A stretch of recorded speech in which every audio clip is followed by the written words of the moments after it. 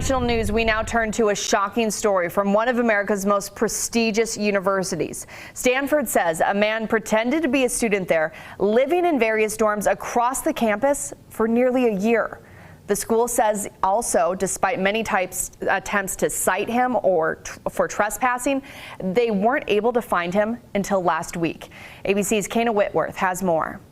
Shock and outrage over an alleged imposter at one of the country's most prestigious universities. I thought he was a student. He said he was a student. The Stanford Daily reporting that a man accused of posing as a student living in several different dorms on Stanford's campus for nearly a year. He certainly was not a person who was just making do on Stanford's campus, living off of the excesses. No, he was a part of this community. He was living alongside people and very much interacting with them on a day-to-day basis. William Curry, seen in these photos, presenting himself as a Stanford student on various social media profiles, including a dating app and Instagram.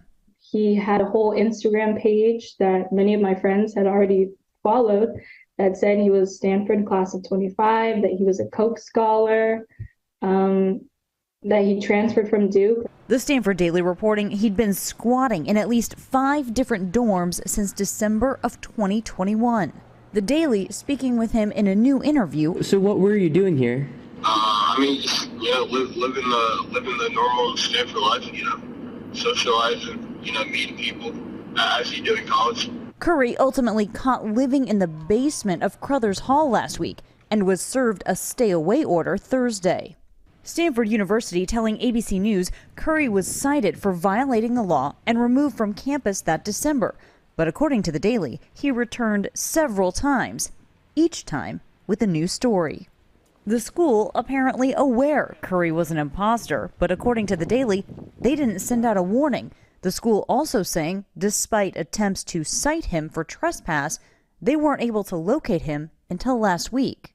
One student told us that they never saw him repeat an outfit, which is pretty impressive for someone who doesn't live here. Stanford telling ABC News in a statement, while Stanford has protocols and policies in place to prevent non-students from entering and living on our residences, the unique aspects of this case and Mr. Curry's persistence and ability to ingratiate himself with our student community have made it clear that gaps exist in those protocols.